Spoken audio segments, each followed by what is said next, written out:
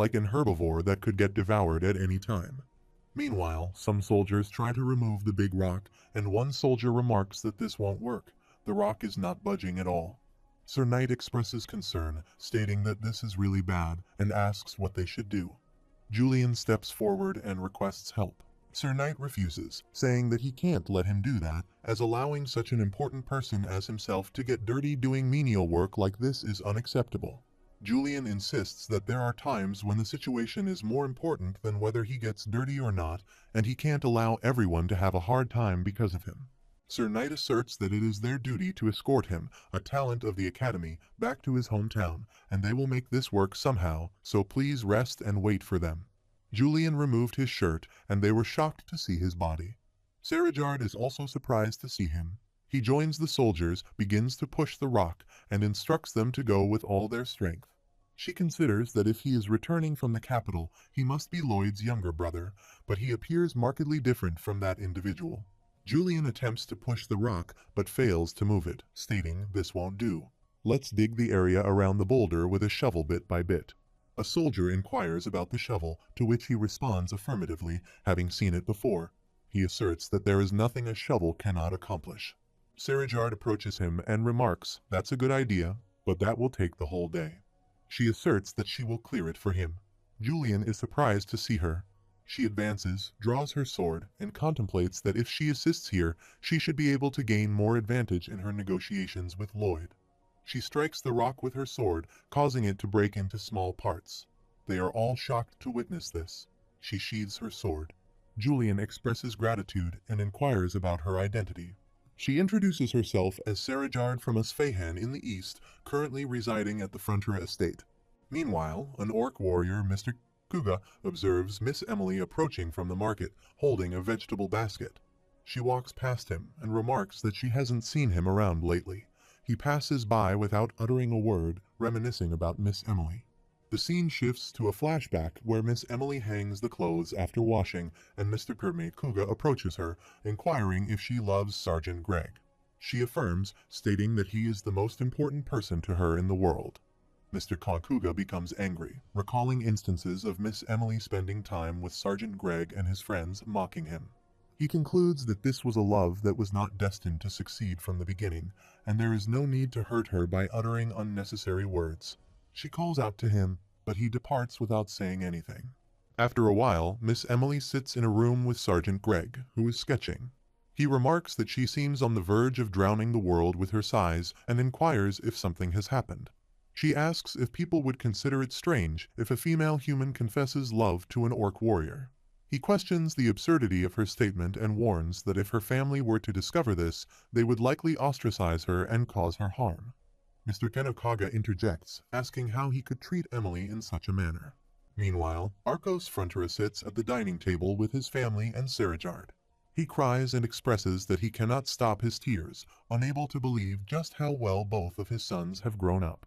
Lodi Frontier remarks that he has become too drunk. Sarajard reflects on why he is so happy.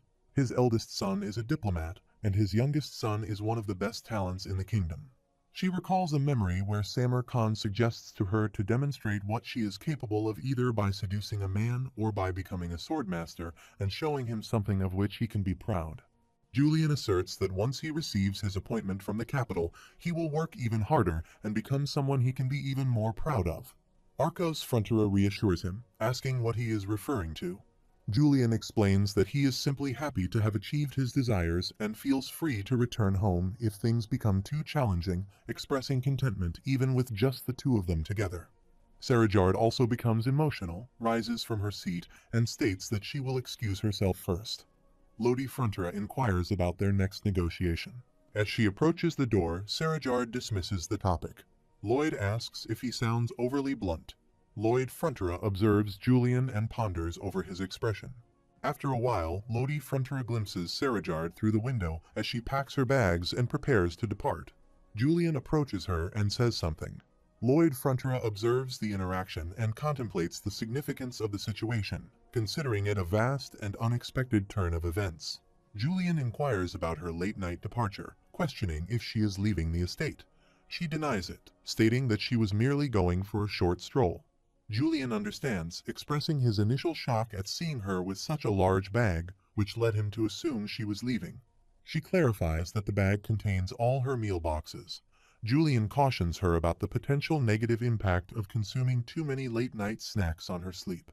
She assures him that she plans to eat most of them, indicating that they are primarily tools for picnics, and reflects on the lameness of her excuses.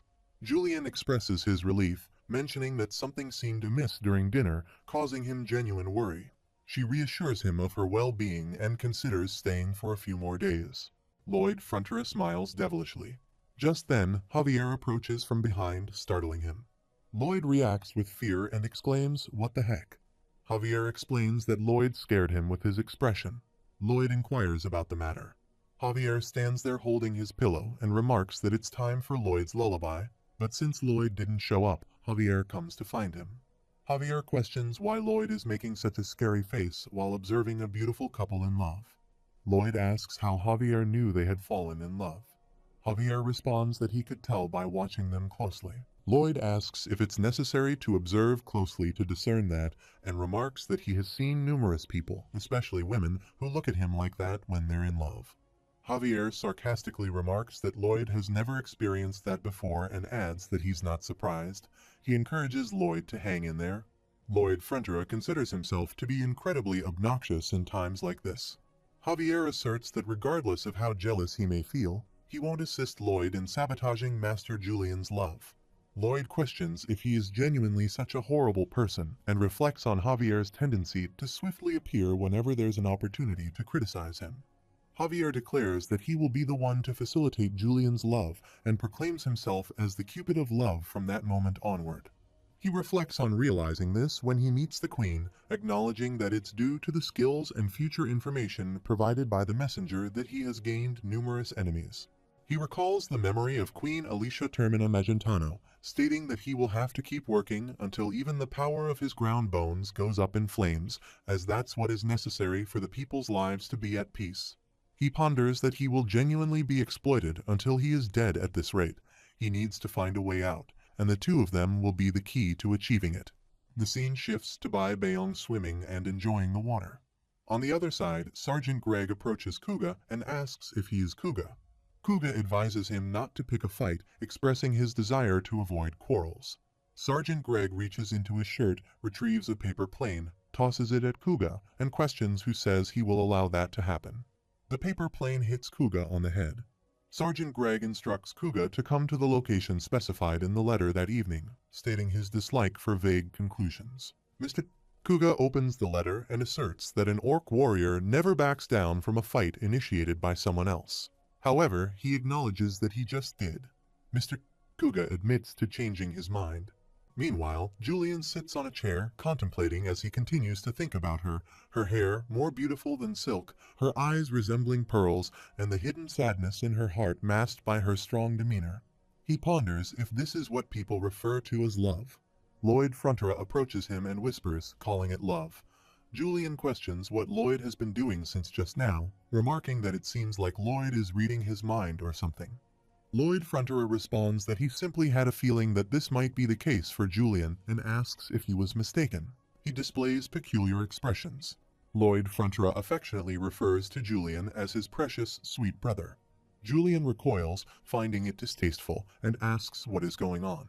Lloyd Frontier explains that he plans to record his lullaby and give it to Lady Sarajar the following day, implying that she will likely return to her country upon receiving it. He exits the room, yelling that she will probably leave. On the other side, Sergeant Greg stands with some soldiers and declares that when Kuga appears, he wants all of him too.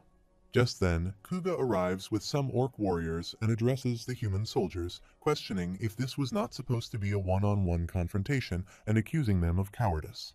Sergeant Greg laughs and expresses his satisfaction at catching Kuga, suggesting that they settle the relationship between humans and orcs now. Meanwhile, Lodi Frontier sees Lady Sarajard and waves toward her. She punches him in the face. He remarks that he has not said anything yet though. She apologizes, stating that it was a reflex. He lies on the floor with a broken face and expresses that Julian is brilliant, so he will probably receive his appointment soon. This might happen tomorrow, and then he will leave this place. On the other side, Julian sits and thinks that she's leaving. Sarajard also sits in her room and feels that she can't ever see him again. He moves toward her room and feels that he doesn't want that now. She also moves toward his room and thinks that she must tell him. She has to. Lloyd Fronter sits in his room and assumes that these things are happening. Meanwhile, Kuga stands in the garden and feels some rustling behind him. Julian stands outside her room and thinks that if he does not tell her his feelings, he will regret it. At the same time, Sarajard also stands outside his room and feels that if she does not tell him her feelings, she will regret it for the rest of her life. On the other side, Miss Emily approaches Kuga and asks what he is doing here, mentioning that she came because her brother asked her to. Sergeant Greg suggests they go, and his soldiers and orc warriors move to attack each other. The scene shifts to the Black Mage Targa's ancient castle, where Alicia Termina Magentano arrives with her army, raises her hand, and commands a full assault. The soldiers launch arrows toward the castle, and she employs magic to set it ablaze. The Black Mages counterattack with their own magic. A mage inquires about how they learned of this place. Another mage orders them to cease their attack and protect Sir Targa. They engage in battle with the soldiers. Suddenly, a giant monster appears. The soldiers are shocked and inquire about the nature of the beast. The mage leader orders them to invoke the punishment of the fire god. Flames engulf the surroundings, and the monster advances to attack the soldiers. Alicia Termina Magentano orders an immediate retreat, instructing everyone to evacuate the castle. The monster screams. She inquires about the well-being of the first attack squad. A person reports that they have 5 injured, and the mage squad has 1 wounded member. Another person directs all commanders to assemble and await Her Majesty's orders. Someone interjects, noting that the Queen is nowhere to be seen. Alicia approaches the monster with her sword and prepares to attack it with magical power. She strikes her sword against the floor, causing it to break, and the creature begins to fall. She utilizes poison magic and believes it is crafted through sorcery, yet she remains undeterred as her body has been trained to withstand poison over time. She proceeds to enter the castle and opens the door. Inside, she encounters a man dressed in red who becomes angry with her. She questions if he is Targa. He confirms with a blink of his eyes. She demands to know how he dares to plot a rebellion against their kingdom and declares her intention to execute him immediately. As she moves forward to attack him, she severs his neck from his body. He collapses and she believes it is over. However, she suddenly experiences pain in her eye, covers it with her hand, and wonders what just happened. Meanwhile, Julian and Sarajard are getting married, and Arcos Frontera becomes emotional upon witnessing this. Everyone appears happy for them. Lloyd Frontera makes strange faces. Javier notices him and asks if he can't simply go home, suggesting that he is spoiling a joyous occasion. Lloyd Frontera asks what he has done wrong, insisting that he is merely expressing his happiness. Javier responds that he does not understand, reminding him that this marriage was supposed to prevent the Queen from using him like a slave. Lloyd Frontera counters, suggesting that he should think carefully. He is now someone who is essential in both countries. He asserts that while he is a citizen of Magentano, he is also family with Samar Khan. Javier inquires if Samar Khan does not hate him. Lloyd Frontera responds that he is not an idiot and suggests that Samar Khan probably realized that Lloyd was only pretending with the sandworm, indicating that Samar Khan still wants Lloyd Frontera to join him. Lloyd Frontera asserts that if the Queen attempts to use him like a slave, he will discreetly align himself with Samar Khan. Javier acknowledges and understands his intentions and then urges him to go home. He questions if that is all Javier has to say after hearing his grand plans. He reflects that although he still cannot openly defy the Queen Alicia Termina Magentano, he will gain the power to leverage his relationship with Samar Khan as a valuable bargaining chip. After a while, Samar Khan receives Julian and Sarajard's marriage photo. On the other side, Lloyd Frontera expresses his happiness for his beloved brother and Sarajard. He envisions a place devoid of succession struggles and the constant pressure imposed by his father throughout his life. Miss Emily approaches and encourages them to throw the bouquet with all their strength. Sarajard throws the bouquet forcefully, and it lands in Lord Solidus's hand. Julian and Sarajard depart, holding each other's hand. Lloyd Frontera watches them and reflects on how Sarajard died in the novel, while protecting Samar Khan from the rebels. He acknowledges that this feeling is immensely satisfying, even though it doesn't bring him any financial gain. Just then, a message box appears in front of him, notifying him that he has saved yet another person from another unfortunate death.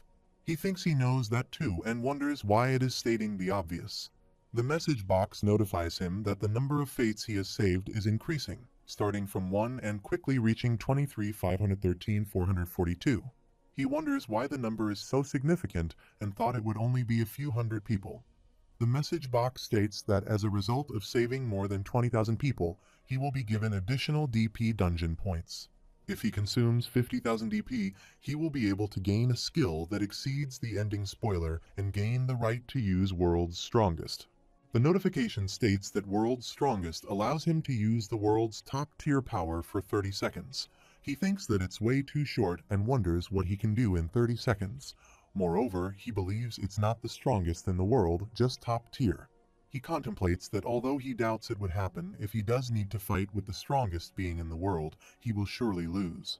The message box notifies him that in order to use this skill, he must give up on all support provided by the messenger. This means all the skills, summons, and ending spoilers will no longer be available for usage.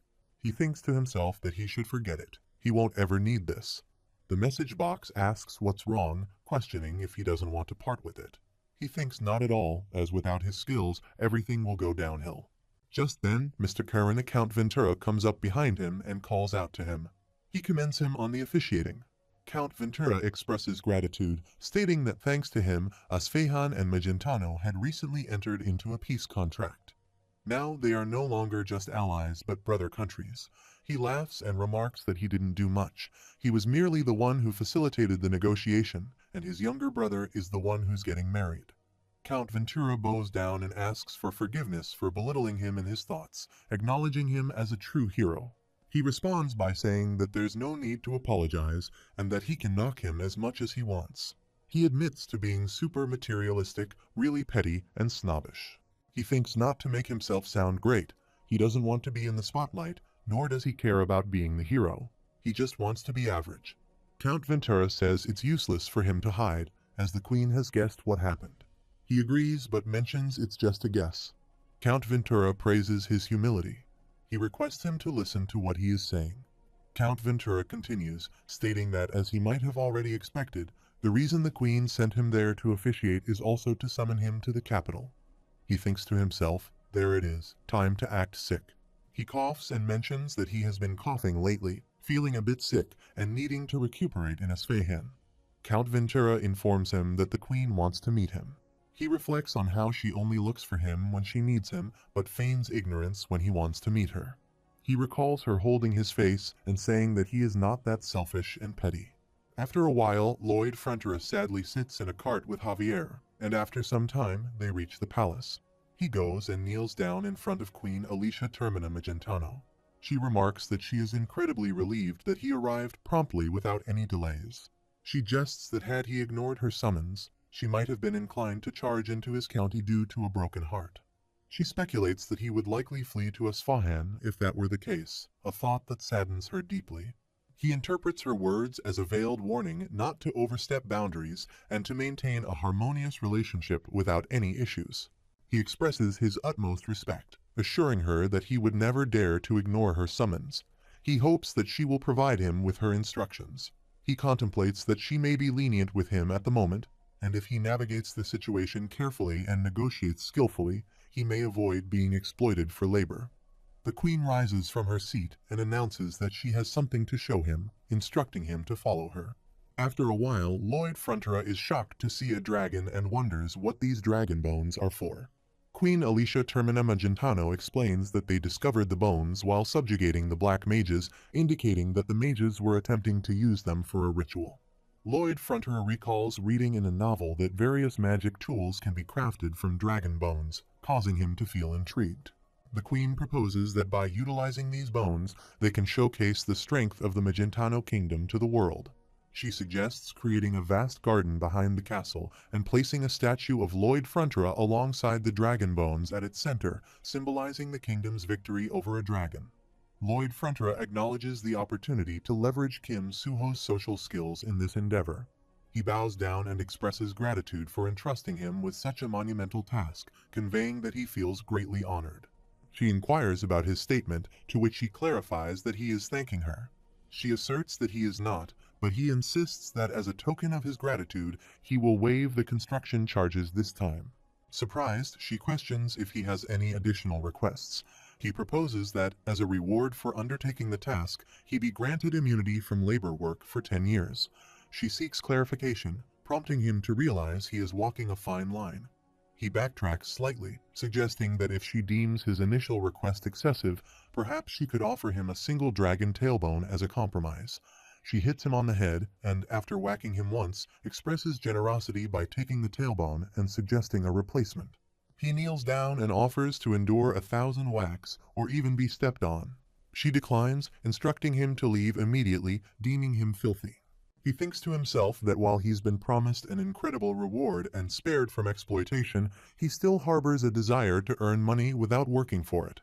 He wishes to obtain money effortlessly through play or other means, regardless of the effort required. After a while, Viscount Nord enters Lloyd Frontera's room and asks if he is Lloyd. Lloyd confirms his identity. Viscount Nord introduces himself as an expert garden designer and expresses a desire to discuss work. He thinks to himself that he is just a young kid compared to him, an artisan who was born a commoner and spent over 30 years building up his skills and reputation. He believes that the quality of his work differs significantly from that of someone like Viscount Nord, who had it easy being born into nobility. Despite this, he acknowledges that they will be working together this time around. Lloyd Frontera asks what he means and states that he is just a kid who got lucky, lacking substantial knowledge or experience. He rests his head on the table and questions how he could dare to consider working alongside a respected Viscount like himself. He expresses a desire to learn from Viscount Nord and considers it an honor to realize his own shortcomings. Viscount Nord acknowledges Lloyd's sentiment, thinking that the kid knows his stuff. The scene shifts to the next day. Viscount Nord presents a blueprint and asks Lloyd Frontera how he finds it. Lloyd expresses amazement, asking if it's possible to execute all the details within a day. Viscount Nord confidently affirms it is feasible and mentions he has already completed it within a day. Lloyd points to a part of the blueprint, praising Viscount Nord as a genius, and inquires about the possibility of another section. Viscount Nord assures him it's achievable, stating he finished all aspects. Lloyd sarcastically agrees, commenting that Viscount Nord would only mess things up if he intervened. Viscount Nord suggests he'll commence the surveying and requests Lloyd to leave so as not to hinder his progress. Lloyd acknowledges the request, affirming he'll keep that in mind. He walks away, muttering about Viscount Nord's genius. Lloyd Frontera strolls over to a swing, reclines on it, and thinks to himself that it's a jackpot. One should always be vigilant for free opportunities. He reflects that it's due to hardworking and competent individuals like the Viscount that he can enjoy himself while still making money. Meanwhile, the dragon bones in the palace begin to glow, and the soul of Targa, within the dragon bone in a luminous form, declares that he hasn't given up on Alicia Magentano and vows to seek revenge by killing her. After a while, Viscount Nord stands alongside Lloyd Frontera and describes a serene vision, a tranquil state of nature. He explains that in this place there exists an unseen order and beauty. Viscount Nord questions why humans yearn for the power of gods, asserting that it's because only gods possess the ability to create and craft something out of nothingness. He asks if Lloyd Frontera doesn't believe that's the closest one can be to a god and expresses his own awe as he builds his beautiful garden, feeling akin to a deity. Lloyd Frontera thinks to himself that he truly admires this old man's passion for his work. He's genuinely a fantastic person. He thinks he has to make sure he takes even more from him. Viscount Nord says he is going to a meeting with the other people involved in this construction since Lloyd Frontera is unaware of so much, and he can just sit out on this meeting. Lloyd Frontera bows down and says he is so embarrassed of himself that he will work on himself endlessly so that he can become someone who's worthy of a seat in that meeting. He sees him leaving from there and says there's no way he will just be sitting on his hands here. He gathers Pipodong, Bengal, Hamang, Jigoming, and Bai Bayong and suggests they have a party. He jokes that a wild Bai Bayong has appeared and tells Pipodong to use a thunderbolt. Pipodong playfully attacks Bai Bayong, causing him to wince in pain. Meanwhile, Javier rushes over. He throws nuts at Bai Bayong and claims him as his own. Pipodong accidentally hits Lloyd Frontera, who exclaims that Pipodong has rebelled against him.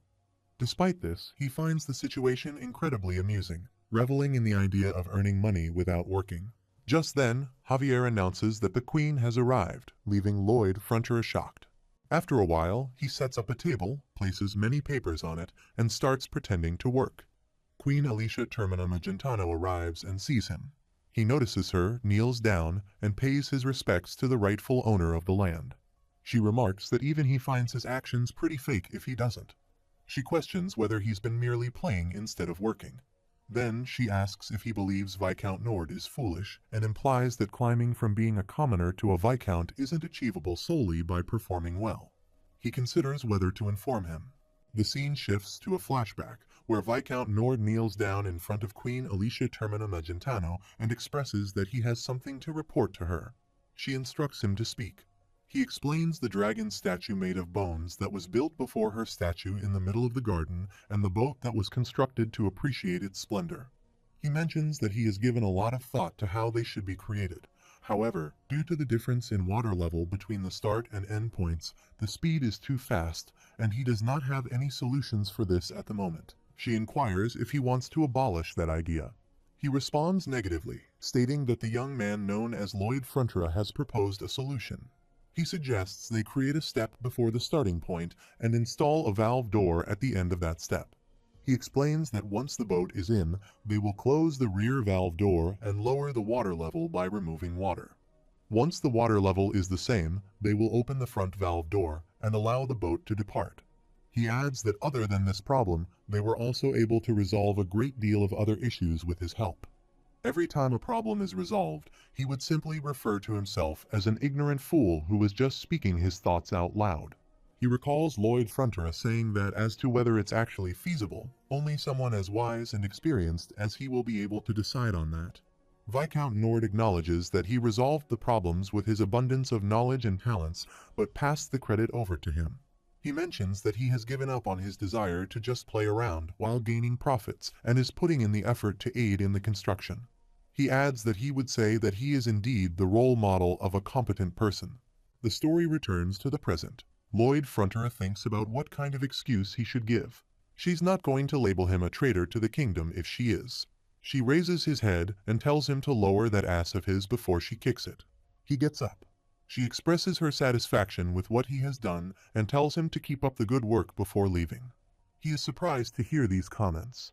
He tells Javier that he guesses she did not catch onto his fooling around. He says it seems he is clueless in situations like this. Javier asks what he means. Lloyd says it's nothing. Please enjoy playing around. Lloyd Frontier explains that as autumn passes by and winter covers everything with snow, the massive garden's construction continues without end, and he too does not rest at all. He says since he does not know when he'll be able to play like this again, spring comes and the garden is completed with its magnificent highlight.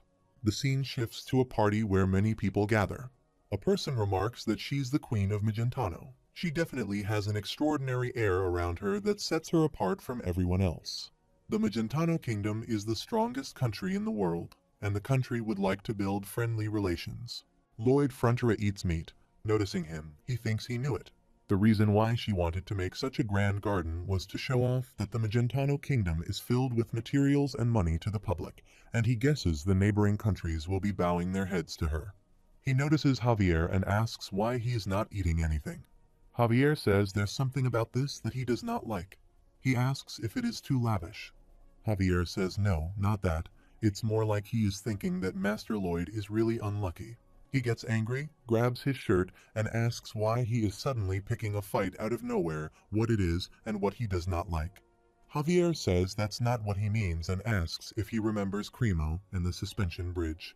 He asserts that every time there has been a banquet after he has done something, a massive incident has always occurred, and if something does happen again, then it is confirmed that he is really unlucky.